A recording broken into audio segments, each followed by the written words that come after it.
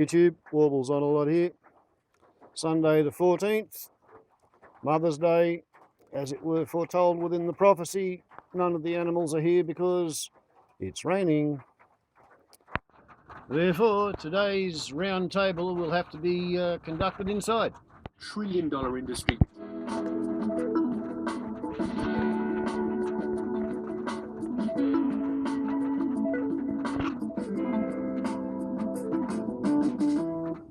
Well, the 2017 budget has by now been comprehensively sliced, diced and analysed. The general consensus is that this is more like a Labor budget, with a shift away from the big funding cuts and budget repair messages of the infamous 2014 budget. Now, this budget has been delivered under the banner of fairness. Now, I think there's a very interesting column this week by Simon Breamy from the Institute of Public Affairs. Writing in The Australian, Breamy observed, "The policies promoted and implemented during this period of coalition government seem at best disconnected from the philosophical platform on which the Liberal Party was established by Robert Menzies in 1944. Breamy goes on to say, at worst, it's a repudiation of those ideals. Does the Liberal Party now stand for nothing but populist government? So the question we have for our roundtable this morning is, has the economic policy shifted to the left? Is this the end of liberal thinking on economic issues or just a politically pragmatic shift? Judith Brett is Professor Emeritus in the College of Arts and Social Sciences and Commerce at La Trobe University. She's author of Robert Menzies' Forgotten People and Australian Liberals and the Moral Middle Class, from Alfred Deakin to John Howard. Hi there, Judy. Hello. Greg Milne-Hewish is Professor in the School of Social Sciences at the University of Wollongong. He's the author of Cultural Liberalism in Australia, a study in intellectual and cultural history. G'day, Greg. Morning. And Glen Withers is Professor of Economics at the Crawford Centre for Public Policy at the Australian National University. He's co-editor of the Cambridge Economic History of Australia. Thanks for joining us, Glen. Hello, Tom.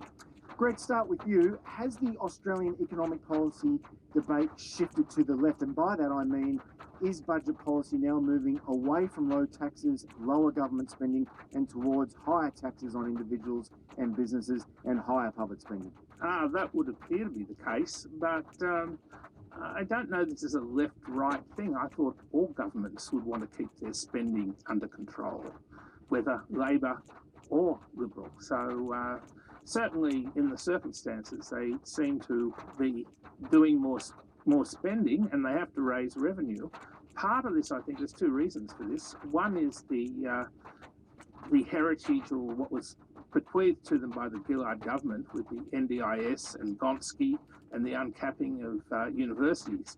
And the second thing is that Malcolm Turnbull thought that he would be able to solve all his problems with a double dissolution election, but it didn't solve any of his problems, and so he's has very little room to manoeuvre. Well, what about that, Judy? I mean, politics is the art of the possible, and to get anything past this Senate, you need a watered-down proposal. So is this sensible, pragmatic politics? Yeah, I think the person from the Australian that you quoted before, who doesn't actually give any content to what he thought Robert Menzies stood for, I think it's very misguided to see this as a populist budget. I mean, it seems to me that politics in Australia is successful when governments govern from the centre. And in that sense, it's a move back to a more pragmatic centre. And Menzies, in many ways, he did a lot to construct what we understood as the centre, I think, of Australian politics in the post-war period. Well, I mean, this chap, Breamy, in the Australian, he would argue that there's a permanent new tax on Australia's most successful financial institutions, government expenditure continuing to increase for the foreseeable future. You've got Gonski. Is that really moving to the centre or to the left? Glenn? Well, I think it's the centre that you do indeed have some increase in spending and a bigger increase in taxation. And to that extent, you are being Malcolm in the middle. You're being also like Macron in the middle and Merkel in the middle, and like Trudeau and like Bill English in New Zealand. You're just not all over being in a muddle like May and Trump, which is what's been upsetting us and worrying us. But I think what Australia is doing is heading towards a Menzian-type centre, because even with the fiscal settings they've got in this budget, we remain very much at the lower end of the advanced countries, the OECD, in our overall shares of government spending and taxation. So we are a sort of government-light country still, and this is not a dramatic change in that, except in the rhetoric and tone and direction. But its actual commitments are not. What accounts then for this sudden shift? I mean, does history give us any clues, Glen? Yes, I think it does. We've reached a point where after 26 years of long expansion, no negative growth, what happens after long periods like that is you start reaching a logjam. We did it after the Menzies period. We then had an awful time with the sort of the Holts and McEwens and McMahons and the Frasers and so on, before we then sorted ourselves out through stagflation and some reform for another then 26 years, which we had with Hawke and Keating and Howard and Costello. And we're now at the end of that 26 years, and the interest groups have all produced the logjam again. We've got to break through. In this case, it would be really good to break through and go for the centre, which would carry the electorate with the country that would restore our trajectory of prosperity, and at some point add in the equity, which we're already beginning to acknowledge, and maybe even climate change, which wasn't really any great part of this present budget. Harold Macmillan, the former British Tory Prime Minister, he once famously declared that the only honourable Conservative position was to be stuck in the middle with the Socialists on the one end of the spectrum and laissez-faire on the other. So, Greg, by Macmillan's standard, was this truly a Conservative budget? A Conservative budget. It was a Conservative budget, I think, in the sense, going back to this whole point about log jams and interest groups, that I think my interpretation of what's happened in recent years is that the government, both this one and the previous one, has attempted to buy off interest groups with large amount of spending. Then when it tries to reverse it because it finds that in fact it can't afford all the money that it wants to spend, that it's got nowhere to go again because of the Senate. So it's almost impossible to break the logjam. And what we've got, I think, is a sort of extended patronage network whereby money's being handed out all over the place to appease particular interests. Is that anything new, Judy? I mean, governments from time immemorial have been doing this, right? Yeah, I mean, I think what Glen said makes a lot of sense, that we're at a point, and it seems to me the last few governments have been incredibly ineffectual. And if this government is able to govern, I think that will be a tremendous relief to Middle Australia, because we've really, had a series of governments that haven't been able to govern. And I also think that people keep blaming the Senate for the problems of the government. Actually, I think the Senate saved the government in a lot of ways, because some of the policies, we've got a country in which inequality is increasing in various ways, and particularly there's real problems about generational inequality, which this government is still not actually prepared to face. I think that's one of the big weaknesses in this budget. So I think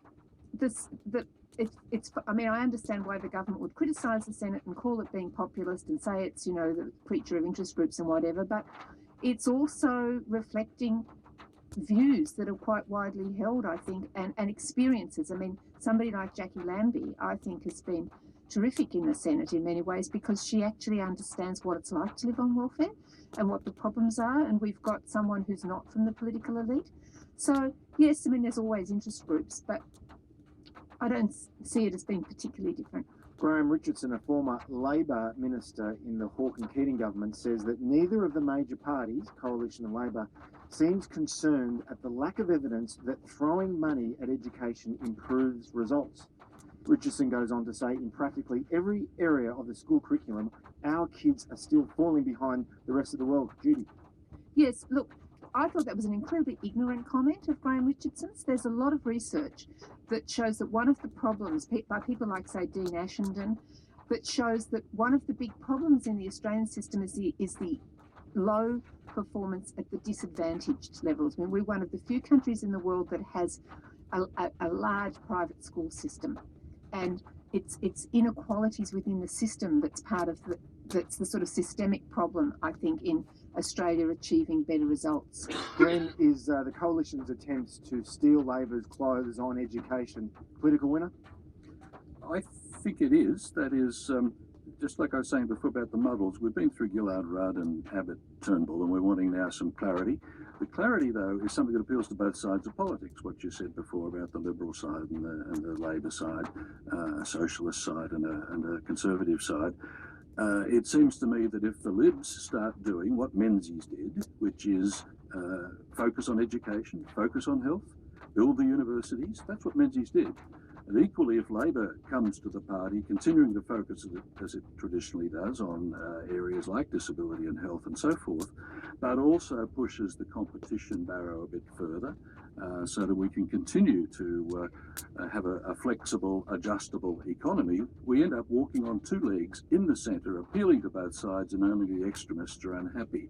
We haven't been able to do that for a while in our muddle, and this is the beginning of a foundation for walking forward on two legs into our future, I think. So it's a nice first step. Next week marks the 75th anniversary of Robert Menzies' Forgotten People speech. Judy, you've covered that a lot, and so too have you, Greg. And it brings to mind these Rust Belt voters. You know, we often heard about the Rust Belt voters in the United States, and they swung solidly behind Donald Trump in last year's election. But in November last year, Greg, you warned about this Rust Belt factor in Australian politics and the possibility of disaffected voters turning against the traditional parties. Are these populist measures aimed at this group of voters, and are they enough? I mean, I don't see a lot of populist measures in the budget. What about the bank bashing? I mean, some people say... the bank bashing appeals to everybody, doesn't it? Nobody loves the banks. I mean, it appeals to anybody who isn't a banker.